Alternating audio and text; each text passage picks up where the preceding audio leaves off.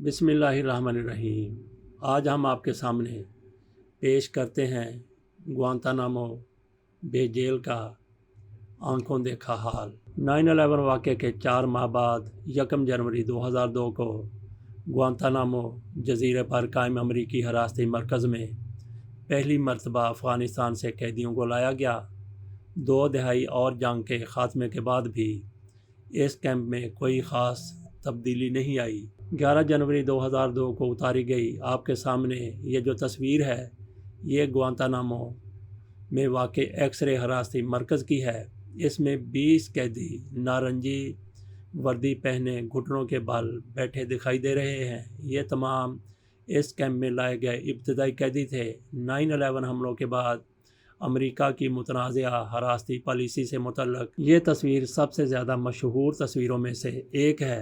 मोहम्मद औलद सालही को ज़िंदगी के 14 बरस इस जेल में गुजारने पड़े। उन्हें 70 दिनों तक अज़ियतें दी गईं और 3 बरस तक हर रोज़ मुसलसल 18 घंटे तक पूछ-गुछ की गई।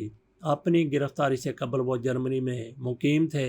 उन पर शुबा था कि वो अल-कायदा के अहम सरगर्म कारकुनों में से एक हैं और 9/11 हमले में मुलव्वस रहे हैं, लेकिन ये तमाम इल्ज़ामात अदालत में कभी साबित नहीं हो सके। सालही को 14 बरस तक ग्वांतानामो बे हिरासती मरकज़ में रखा गया। इस दौरान उन पर ना तो फ़र्द जुर्म आयद की गई, ना ही उन्हें कसूरवार करार देकर सज़ा सुनाई गई। मोरितानिया नयाद सालही अब 50 बरस के हो चुके हैं और रिहा कर दिए गए हैं, लेकिन उनकी ज़िंदगी के छीने गए कीमती 14 बरसों का कोई मुआवजा आज तक नहीं मिला और ना ही ऐसा कोई मुआवजा हो सकता है। अमेरिकी डिफेंस अटॉर्नी नैन्सी हॉलैंडर की ज़िंदगी का सबसे हाई प्रोफाइल केस आज भी उन्हें परेशान करता है। सालही की आपबीती पर हाल ही में एक फ़िल्म बनाई गई। उनका जुर्म यह था कि उन्होंने अफ़गानिस्तान में वाक़ एक दहशतगर्द तरबियती कैंप में हिस्सा लिया था और उसामा बिन लादेन के सैटेलाइट फ़ोन पर आने वाली एक कॉल का जवाब दिया था। गो कि ये बात ऐसी नहीं थी, इसे नज़रअंदाज कर दिया जाता, लेकिन इनके वकला का कहना था कि सालही को कसूरवार ठहराने के लिए ये काफ़ी नहीं है। सालही की कहानी ग्वांतानामो बे हिरासती मरकज़ में कैद कर दिए जाने वाले इस तरह के बहुत सारे कैदियों की कहानी है। ग्वांतानामो कानून के अदम एहतराम का अमरीकी नमूना मुलाहिज़ा कीजिए। ग्वांतानामो बे हिरासती मरकज़ से ऐसी बहुत सारी आपबीतियाँ जुड़ी हुई हैं। हॉलैंडर बताती हैं कि ग्वांतानामो के ज़रिए अमेरिका की जो तस्वीर सामने आती है वो एक ऐसे मुल्क की है जो कानून की हुक्मरानी का एहतराम नहीं करता। वो इसे एक इंतहाई अफसोसनाक सूरत हाल करार देती हैं। ये बात सिर्फ़ इन 13 कैदियों पर ही नाफिज नहीं होती जो फ़र्द जुर्म आयद किए बगैर अब तक वहाँ कैद में हैं और बरसों से अपनी रिहाई के मुंतज़िर हैं, बल्कि ये बात इन मुबैना मुलज़मीन पर भी नाफिज होती है जिनके लिए हमेशा के कैदी की इत्तला इस्तेमाल की जाती है और जो 9/11 हमलों के 20 बरस बाद भी अपने खिलाफ मुकदमात शुरू किए जाने के मुंतज़िर हैं। डाफने एविएटर एमनेस्टी इंटरनेशनल से वाबस्ता और ग्वांतानामो अमूर की माहिर हैं। उनका कहना है कि कानून की हुक्मरानी का फुकदान कोई हादसाती मामला नहीं था, बल्कि साबिक़ अमेरिकी सदर जॉर्ज W. बुश के दौरे हुकूमत में अमेरिकी इंतज़ामिया का मकसद ही यही था। एविएटर कहती हैं, बुश इंतज़ामिया ने बैरूनी मुल्कों में जेल बनवाई इसलिए थी कि ताकि वहाँ अमेरिका के निज़ाम कानून से बचा जा सके। डाफने ने एमनेस्टी के लिए अपनी एक रिपोर्ट में ग्वांतानामो बे में होने वाली इंसानी हकूक़ की खिलाफ वर्जियों की मज़म्मत की थी। इस रिपोर्ट में फ़र्द जुर्म आयद किए बगैर गैर मुअय्यना मुद्दत तक हिरासत में रखे जाने वाले केसेस के अलावा कैदियों के साथ की जाने वाली गैर इंसानी सलूक और ज़्यादतियों की तफसीलात दर्ज हैं। डाफने कहती हैं कि हालांकि इन इल्ज़ामात की तस्दीक के लिए अवामी तौर पर कोई सबूत दस्तयाब नहीं है, लेकिन अमेरिकी सेनेट की इंटेलिजेंस कमेटी के ज़रिए की जाने वाली इंक्वायरी समेत दीगर इंक्वायरियों में ये बात बताई गई है कि ग्वांतानामो जेल में कैदियों को किस तरह इंतहाई बेरहमी के साथ अज़ियतें दी गईं। क्यूबा के ग्वांतानामो में वाक़ अमेरिकी बहरिया का अड्डा 100 बरस से भी ज़्यादा पुराना है, लेकिन 9/11 के हमलों के चंद माह बाद इसे एक हिरासती मरकज़ में तब्दील कर दिया गया। یہ مرکز کافی بدنام ہے۔ القاعدہ سے تعلق رکھنے والے ایک ملزم عبدالرحیم النشیری کے وکیل انتھونی نتالے گوانتانامو بے حراستی مراکز کی صورتحال پر مایوسی کا اظہار کرتے ہوئے کہتے ہیں، ہم شرمندہ ہے کہ وہ تمام اصول جن کی بنیاد پر ہم نے ایک ایسے ملک کی تعمیر کی جسے ہم آزاد ملک کہہ سکتے ہیں، جہاں ہر شخص انصاف کا یکساں حقدار ہے، اسی ملک نے ان اصولوں کو ترک کر دیا۔ DW نے گوانتانامو بے میں کیا دیکھا؟ آپ ذرا ملاحظہ کیجئے۔ گوانتانامو بے حراستی مرکز کو دیکھنا آسان نہیں۔ اس کو دیکھنے کے خواہش مند صحافیوں کو اس کے لیے ناکوں چنے چبانے پڑتے ہیں، انہیں کئی مشکلات سے گزرنا پڑتا ہے۔ مثلاً واشنگٹن سے پرواز کرنے والے ہفتہ روزہ چارٹرڈ طیاروں کو کیوبا کے فضائی حدود سے ہو کر گزرنے کی اجازت نہیں ہے۔ طیاروں کو پہلے مشرق کی طرف کیوبا کا چکر لگانا پڑتا ہے جب تک طیارہ نیچے اترنے کے لیے ٹھیک رن وے کی جانب نہ پڑے، اس وقت تک اسے ملٹری بیس کی طرف جانے کی اجازت نہیں ہوتی۔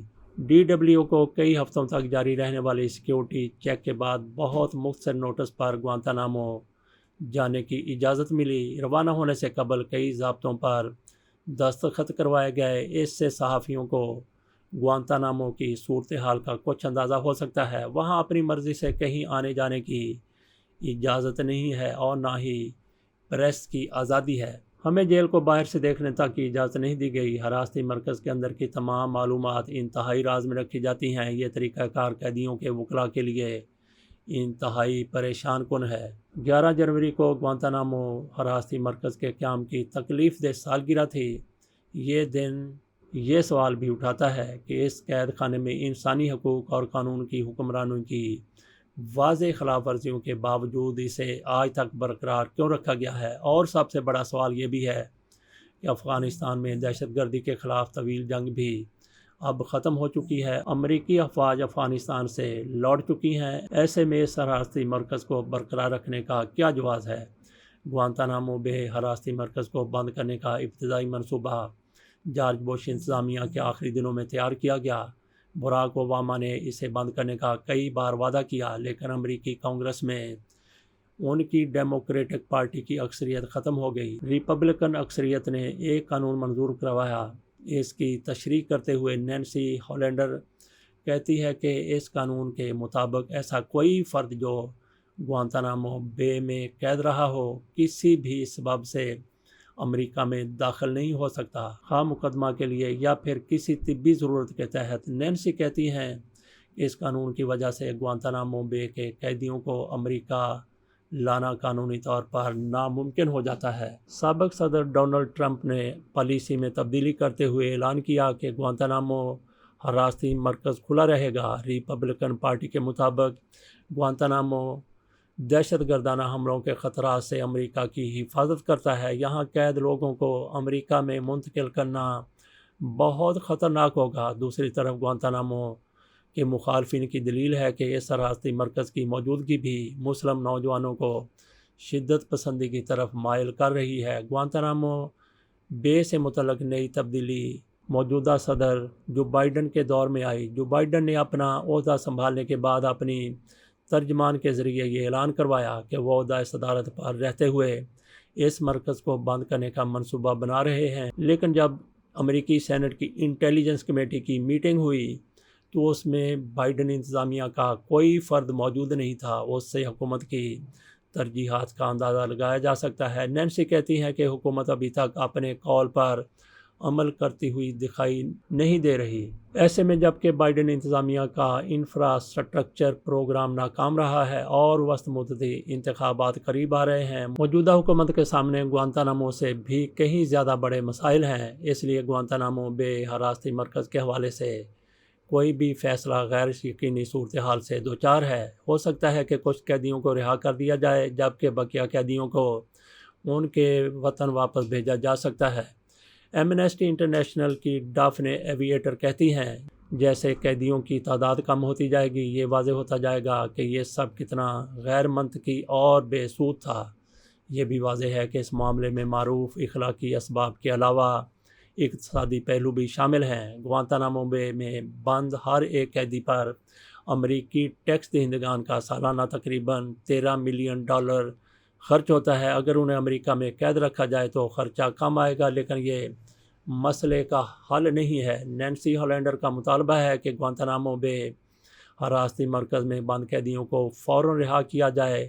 ان کا کہنا تھا کہ ہم فرد جرم عائد کیے بغیر لوگوں کو 20 برس قید نہیں رکھ سکتے۔ امریکہ کا کہنا ہے کہ اس کے پاس ان قیدیوں پر فرد جرم عائد کرنے کے لیے خاطر خواہ ثبوت موجود نہیں ہیں، البتہ اسے اتنا معلوم ہے کہ یہ لوگ خطرناک ہیں۔ حراستی مرکز کے مستقبل کا سوال اب صرف دلیل کی کسوٹی پر حل نہیں ہو سکتا۔ امریکہ کی طرح ہی دیگر ملکوں میں بھی یہ مسئلہ ایک سیاسی مہرہ بن گیا ہے اور اس کی وجہ سے ہمیشہ کے قیدی گزشتہ 20 برس سے اپنے مقدمے کی سماعت شروع ہونے کے منتظر ہیں۔ یہ تحریر DW ویب سائٹ سے لی گئی۔ بشکریہ DW ویب سائٹ۔ اجازت دیجیے، اللہ حافظ۔